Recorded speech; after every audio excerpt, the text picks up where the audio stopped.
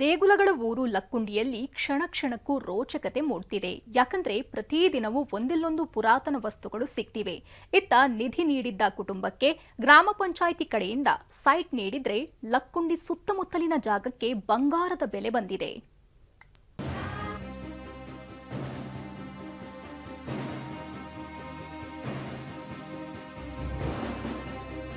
ಬಾಕಿದಷ್ಟು ಕುತೂಹಲ, ಕೆದಕಿದಷ್ಟು ಅಚ್ಚರಿ. ದೇಗುಲಗಳ ತೊಟ್ಟಿಲು ಲಕ್ಕುಂಡಿಯಲ್ಲಿ ದಿನಕ್ಕೊಂದು ಪ್ರಾಚೀನ ವಸ್ತು, ಕ್ಷಣಕ್ಕೊಂದು ಶಿಲ್ಪ ಪತ್ತೆಯಾಗ್ತಿದ್ದು ಕೌತುಕ ಹೆಚ್ಚಾಗಿದೆ.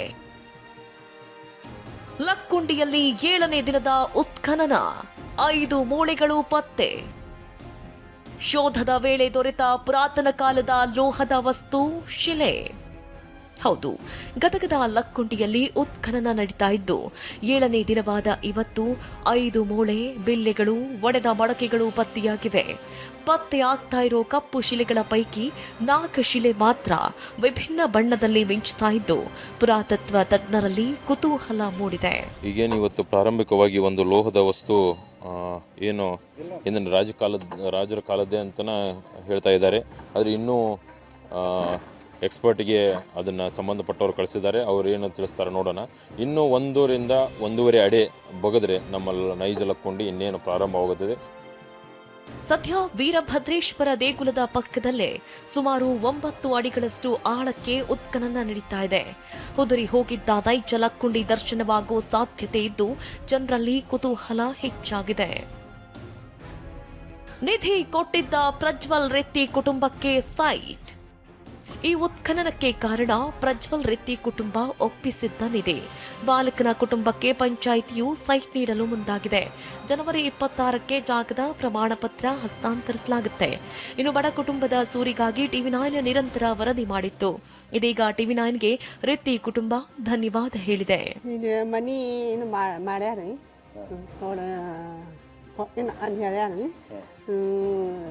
ನೋಡಿ ಒಂದು 4 ಜನ ಎಲ್ಲ ಇನ್ನೊಂದು ಎಲ್ಲ ಟಿವಿ ಒಂದನೇ ಎಲ್ಲರಿಗೂ ಒಂದನೇ. ನಿಧಿ ಪತ್ತೆ ಬಳಿಕ ಲಕ್ಕುಂಡಿ ಜಮೀನಿಗೆ ಬಂಗಾರದ ಬೆಲೆ. ಇನ್ನು ಲಕ್ಕುಂಡಿಯಲ್ಲಿ ಬರಡು ಭೂಮಿಗೂ ಈಗ ಬಂಗಾರ ಬೆಲೆ ಬಂದು ಬಿಟ್ಟಿದೆ. ಉತ್ಖನನ ಆರಂಭವಾದ ಕೆಲ ದಿನಗಳಲ್ಲೇ ರಾಷ್ಟ್ರೀಯ ಹೆದ್ದಾರಿ 63ರ ಪಕ್ಕದ ಜಮೀನುಗಳಿಗೆ ಎಕರೆಗೆ 30 ರಿಂದ 40 ಲಕ್ಷವಿದ್ದ ಜಮೀನಿಗೆ ಬೆಲೆ 1 ಕೋಟಿಗೆ ಏರಿಕೆಯಾಗಿದೆ.